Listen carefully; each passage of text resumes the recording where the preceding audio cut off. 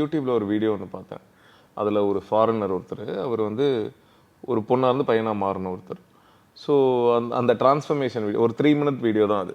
So அவரோட அந்த ஜேர்னியை ஃபுல்லாக ஒரு வீடியோவாக போட்டிருந்தார். ஃபர்ஸ்ட் பார்க்கும்போது ஒரு பொண்ணு அழகா இருக்கா அந்த பொண்ணு. யாராவது இருந்தாலும் சைட் அடிக்கணும்னு தோணும். அந்த மாதிரி இருக்கா. அங்கேருந்து first month, second month, third month அப்படின்னு ஒரு அந்த வீடியோ பார்க்குறேன்.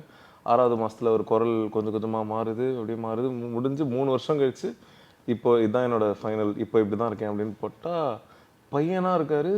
எந்த பொண்ணா இருந்தாலும் அந்த அந்த பையனை சைட் அடிக்கணும்னு தோணும். ஓகே. பொண்ணா செம்ம அழகா இருந்தாங்க. பையனா டிரான்ஸ்ஃபார்ம் ஆகி பையனாவும் செம்ம ஸ்மார்ட்டா இருக்காப்புல. எனக்கு எனக்கு அது வரைக்கும் நமக்கு டிரான்ஸ்ஜெண்டர்ஸ்னா அது வரைக்கும் நான் பார்த்தது, ஏன்னா அந்த வீடியோ நான் 2017லயோ 18லயோ பார்த்தேன்னு நினைக்கிறேன்.